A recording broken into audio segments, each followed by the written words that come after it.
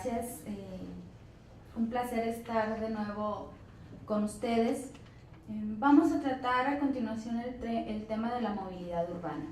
Pareciera ser que este tema se encuentra fuera del marco de las dos ponencias anteriores. Sin embargo, trataré de darle un contexto que nos explique cómo la movilidad urbana es otro de los retos pendientes que tiene el desarrollo, así como lo es el tema del agua o el tema del cambio climático en una manera más general. Y sobre todo, como bien lo mencionaba el primer ponente, la prevención es uno de los mecanismos más valiosos, sobre todo en países donde muchas veces las conductas de los individuos tienen un impacto mucho más grande que grandes volúmenes o montos de inversión. Entonces, para iniciar con esto, el objetivo será tratar algunos aspectos relacionados de la movilidad urbana y cómo la podemos entender para el caso de países en vías de desarrollo, particularmente países latinoamericanos, y expondré algunos resultados de qué tan efectivo es utilizar este tema para poder encaminar hacia unas políticas de planeación urbanas mucho más sustentables, precisamente en el sentido de conservar los recursos naturales que se tienen en la ciudad. Y como comentaba también Lorena, todas las decisiones se deben de basar en políticas que consideren la escasez del agua, y el crecimiento o la expansión urbana no tiene por qué ser la excepción. Rápidamente, simplemente para entrar en tema, la movilidad es un tema tratado ampliamente por la geografía, y particularmente se refiere a los flujos que existen entre dos puntos. Pueden ser puntos de origen determinados por los hogares, en el caso de la movilidad individual, y puntos de destino considerados como lugares donde se llevan a cabo diferentes actividades cotidianas. Y obviamente las vías públicas, que serían las que estarían demarcando estos flujos entre los orígenes y los destinos. Hay diferentes tipologías para medir estos desplazamientos, porque obviamente el flujo y las características de esos flujos es el tema que se aborda en esta ocasión. Entonces hay diferentes tipologías en función de qué tipo de movilidad o de desplazamiento estamos hablando. Si el motivo del viaje es para ir al trabajo, para ir a la escuela, para realizar diferentes actividades relacionadas con las compras o con la satisfacción de algún servicio público o privado en particular, y obviamente todos aquellos tipos de viajes relacionados con el ocio, ya sea asistir a algún centro de recreación o visitar a familiares, etc. También tenemos en un esquema mucho más macro, cuando analizamos estos flujos ya en términos comparativos con áreas urbanas y no con los individuos, como sería en el caso de la primera tipología, pues estaríamos hablando de desplazamientos o viajes que suelen ser centralizados o descentralizados, dependiendo de si el origen o destino de estos viajes son hacia el centro de la ciudad o hacia las periferias, o incluso pueden ser autocontenidos, en el sentido de que la ciudad es muy compacta al interior y la mayoría de los viajes se llevan a cabo en áreas muy específicas, o si hay una interacción con localidades aledañas a la ciudad de referencia, ¿no?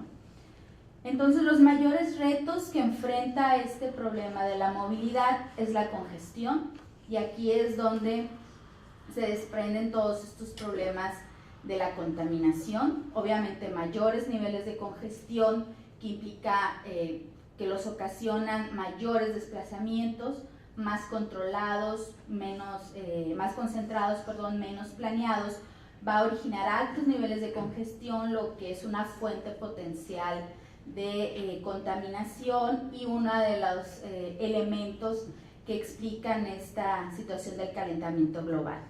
También tenemos uno de los mayores retos, la expansión urbana sustentable, es decir, qué tanto, cuál es el tamaño apropiado al que debe de crecer una ciudad, qué tanto debemos seguir privilegiando un crecimiento expansivo en lugar de uno intensivo, y obviamente la dinámica al interior de la ciudad. Aquí entrarían temas del agua, que sería uno de los más importantes, y que pues en la región sabemos que ha sido últimamente motivo de muchos conflictos. Y por supuesto la calidad de vida. Este ha sido uno de los temas quizás menos abordados. Si bien este tema se concentra o se ha trabajado mucho para países desarrollados, precisamente porque uno de los principales problemas es la información, y países desarrollados cuentan con los mecanismos para colectar la información necesaria. Obviamente todos los resultados se originan a explicar esas decisiones racionales que toman los individuos, pero sin poner énfasis en la calidad de vida. En cambio, en países en vías de desarrollo, donde la calidad de vida o donde los niveles de ingresos suelen ser una preocupación constante, vemos cómo los desplazamientos y los costos relacionados con esto realmente merman la calidad de vida. La siguiente, por favor. A la siguiente. Hay diferentes maneras desde el punto de vista económico que podemos cuantificar la magnitud de estos problemas. Por ejemplo, algunas estimaciones que se hicieron para América Latina del año 2002 estiman que el valor social de los desplazamientos oscila alrededor del 3% del Producto Interno Bruto para una muestra de ciudades latinoamericanas mayores a 100,000 habitantes. Si nos concentramos ahora en el consumo de los vehículos que circulan, tanto como en el valor de los vehículos, como todas las variables relacionadas a esto, incluida el problema del consumo de gasolina, mantenimiento, etcétera, obviamente este consumo anda alrededor del 3.5% del PIB. Les decía, estas son estimaciones para el año 2002. Sin embargo, sabemos que el perfil urbano de la mayoría de los países latinoamericanos es hacia la alza. Cada vez son más volúmenes de población que están viviendo en ciudades cada vez más grandes, y obviamente nuevas estimaciones esperaría que incrementaran estos porcentajes. Si comparamos el índice de movilidad de estas ciudades latinoamericanas con otras ciudades de países desarrollados, podemos ver cómo el índice de movilidad, esto es una razón simplemente entre el número de viajes que realiza cada persona al día.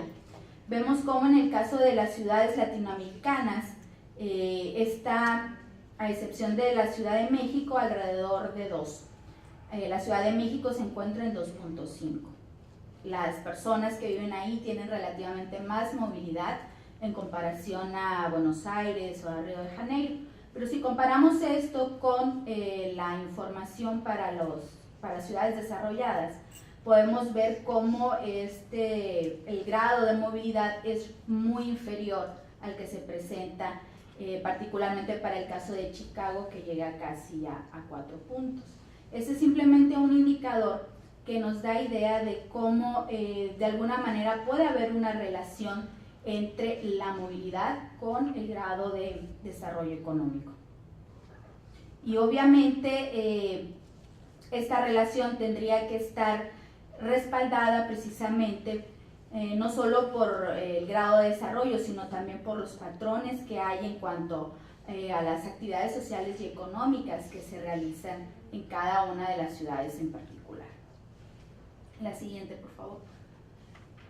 ¿Por qué estudiar la movilidad? Hay más de una razón, sin embargo me voy a concentrar en aquellas relacionadas con la esfera económica y obviamente sin olvidar la parte de las desigualdades.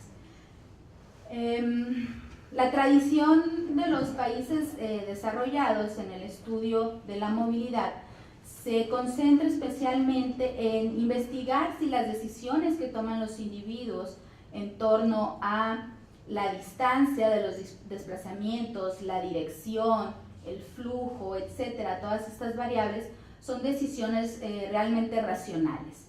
Y obviamente el enfoque es muy cuantitativo y busca precisamente minimizar la movilidad y maximizar la utilidad, precisamente en esta idea de racionalidad. Sin embargo, ha sido muy cuestionado el enfoque, puesto que deja de lado muchos aspectos propios de la ciudad, en términos incluso no solo de los actores sociales, sino también en términos de la zonificación y la planeación misma de la ciudad y las dinámicas al interior y, por supuesto, los efectos que hay en términos de cómo está organizado el espacio dentro de la ciudad. También desde el punto de vista de la economía del transporte, obviamente se trata de sopesar qué tan buenos son estos los modos motorizados, particularmente el uso del automóvil, respecto a los no motorizados. Obviamente los medios motorizados estarían incrementando la movilidad. ¿Y qué ventajas trae consigo esto? Si lo vemos desde el punto de vista económico, pues amplía de alguna manera el radio de búsqueda de empleo de los trabajadores o de los potenciales buscadores de empleo, porque de alguna manera permite poder obtener un trabajo que esté a una larga distancia y no reducir su espacio de búsqueda. Además, también puede encontrar mejores oportunidades de trabajo en términos de no solo de ingresos, sino también de otro tipo de retribuciones sociales y económicas.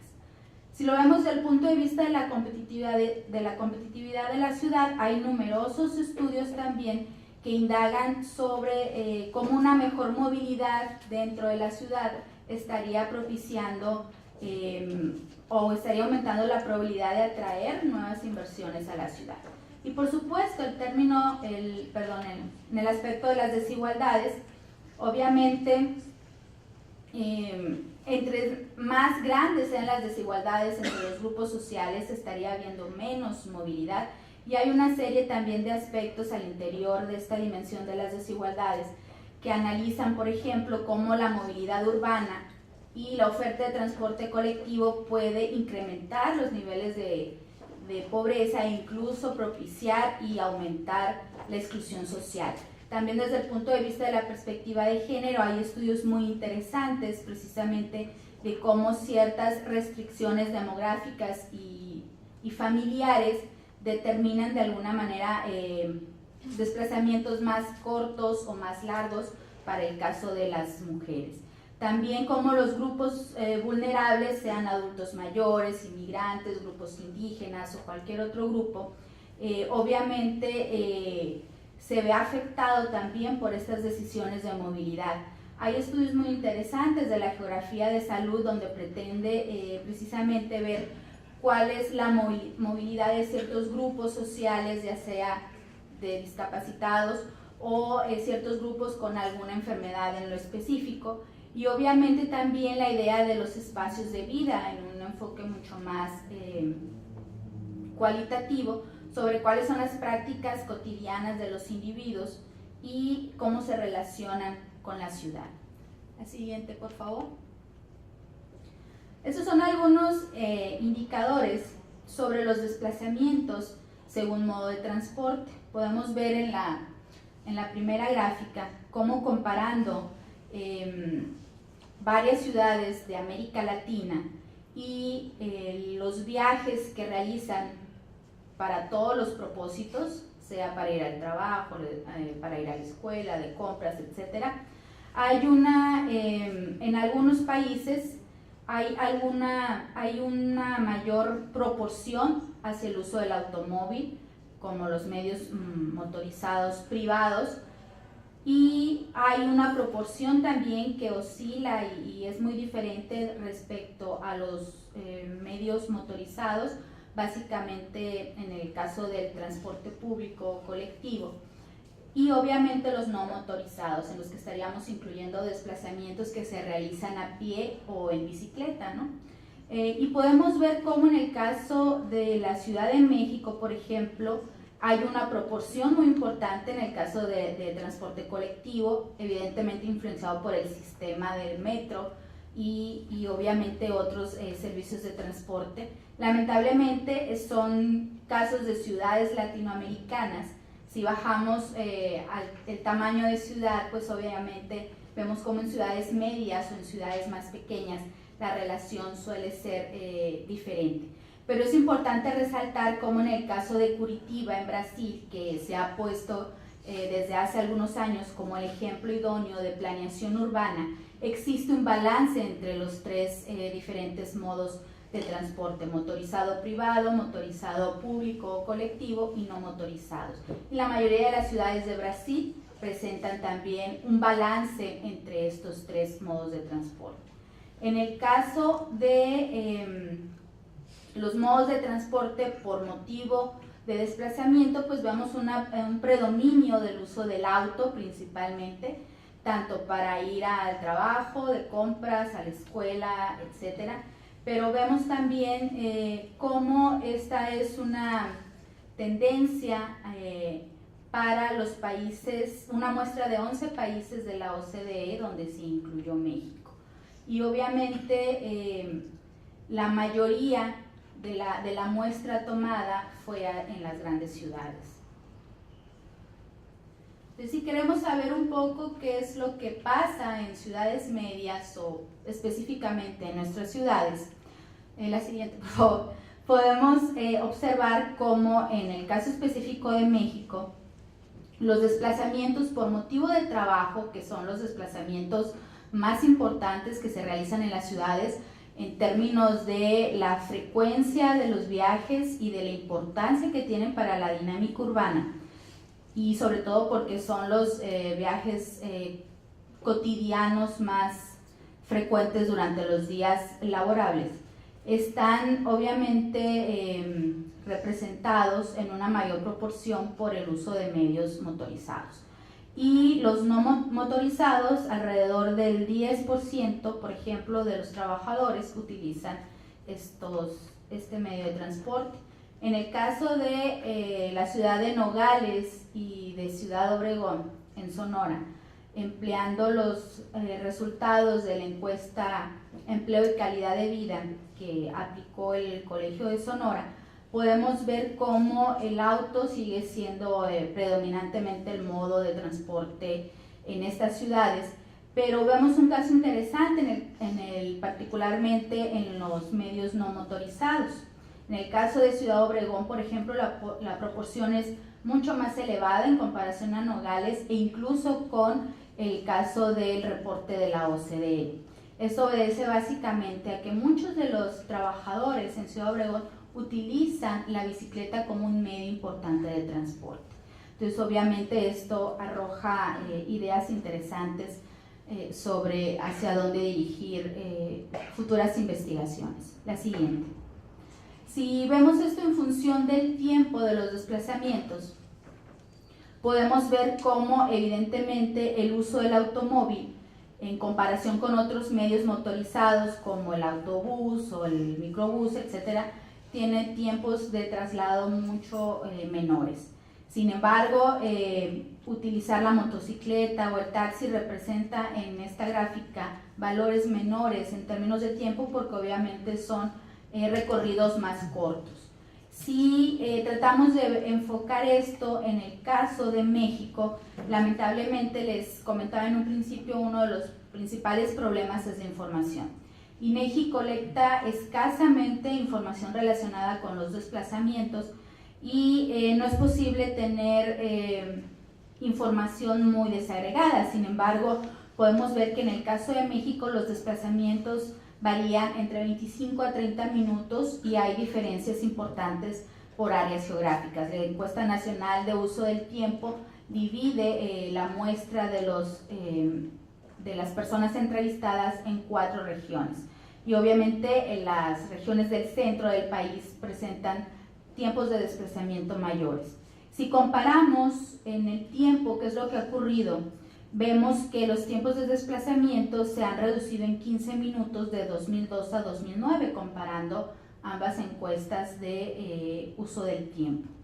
Si vemos qué sucede en el caso de los tiempos de traslado en Ciudad Obregón, por ejemplo, podemos ver cómo el promedio oscila alrededor de 30 minutos dentro de los parámetros de la encuesta nacional de INEGI, pero hay diferencias dependiendo de la hora en la cual se inicia ese desplazamiento.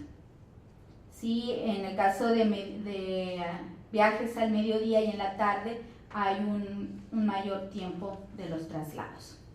Entonces estamos hablando de complejidades de los desplazamientos que se originan principalmente por una alta suburbanización, hay periferias residenciales, hay descentralización del empleo, etcétera, que nos lleva a indagar este tipo de cuestiones.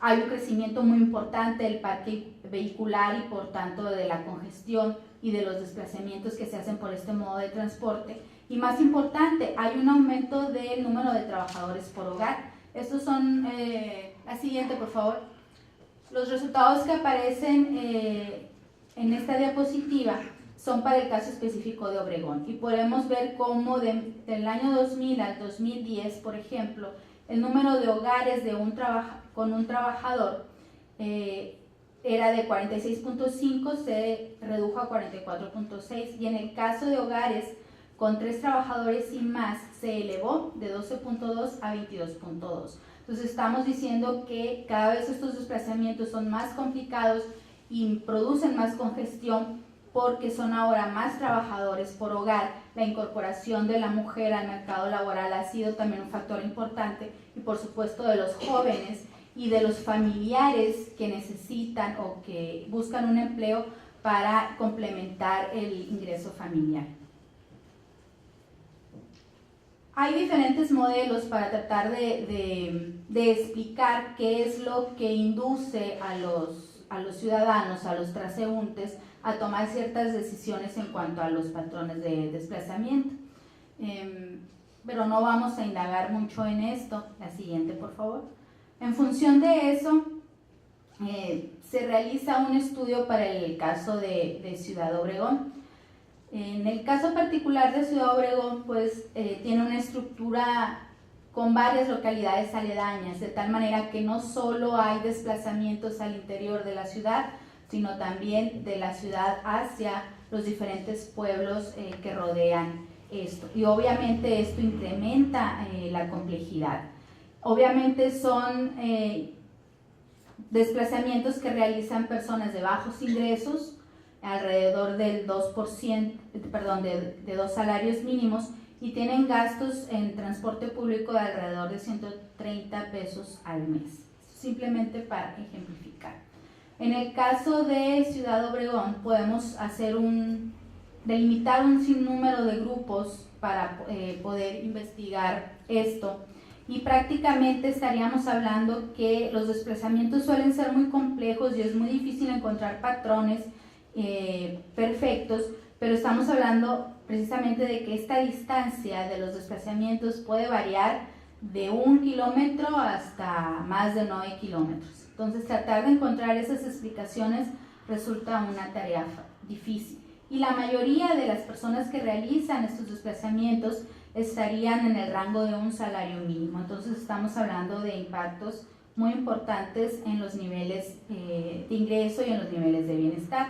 Si vemos esto para el caso de empleados de oficinas públicas, oficinas de gobierno, hay patrones muy específicos y muy diferenciados que también se podrían indagar. Pero si ponemos todo esto en un sistema de información geográfica, pues obtendríamos algo como la siguiente diapositiva. La siguiente, por favor. Donde obviamente es muy difícil tratar de encontrar un patrón específico. La siguiente.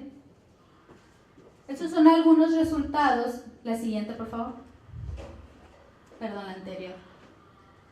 Son algunos resultados de cuáles son los elementos que más estarían influyendo en estos desplazamientos. dependiendo del sector donde trabajen los empleados, dependiendo del tipo de desplazamiento que estos observen, algunos indicadores demográficos como el sexo, el estado civil, en qué tipo de trabajos realizan en términos de calificación, en términos del sector donde trabajan o en términos del modo de transporte que utilizan para llevar esto. Lo importante aquí es distinguir que no solo existen diferencias en términos de las características o de las variables que se consideran, sino también que existen diferencias muy importantes dependiendo del modo de transporte que utilizan. La siguiente, por favor. Esta diapositiva nos está indicando precisamente que aquellas personas que utilizan el autobús o la caminata como medio de transporte o la bicicleta representan diferencias significativas por barrio o por área de AGEP de la ciudad. Y obviamente esto nos permite de alguna manera plantear estrategias de política. Ya para terminar, bueno, ¿quién paga los costos de la congestión? Esta información que les presenté es solamente de una muestra de alrededor de 550 trabajadores y la complejidad que encierra esto. Pero ¿quién realmente paga las congestiones de un mayor número de desplazamientos en ciudades que no tienen una muy buena planeación, donde los sistemas de transportes no son los más eficientes? Obviamente hay costos operacionales que asumen, la siguiente por favor, costos operacionales que asumen los automovilistas que se pueden traducir en proporción del PIB o en costos monetarios. Obviamente el tiempo también tiene una valoración y está directamente relacionado con los niveles de calidad de vida. Además, los usuarios del transporte público se ven también afectados porque la congestión es una fuente constante de inequidad social y muchas veces no se presta la suficiente atención porque se piensa que como ciertos grupos de trabajadores tienen un ingreso muy bajo, el tiempo personal que dedican al desplazamiento pues realmente no tiene un valor muy significativo en comparación a su ingreso monetario. Sin embargo, esto también estaría ocasionando mayores tarifas de transporte y obviamente a consecuencia de mayores costos operacionales. Hay consecuencias para peatones y ciclistas. Las ciudades de México en comparación con las de América Latina tienen los índices de accidentes más elevados y la sociedad también estaría pagando parte de esta congestión. ¿Cómo enfrentar la situación? Dejo abierta estos elementos para discutirlos en la ronda de preguntas, pero básicamente es plantear una adecuada política de movilidad desde el punto de vista de la planeación urbana, tratar de prevenir la congestión. Sabemos que cierto grado de congestión es conveniente, pero hasta cierto punto donde los costos por solucionarla no excedan a los costos que causa la misma. Obviamente una visión renovada de las autoridades respecto a este tema y sobre todo mucho de estos elementos apuntan hacia la conducta del individuo o del transeúnte respecto a los diferentes patrones de movilidad. Y obviamente se requiere una aproximación global para tratar de atender este tipo de problemas. Gracias.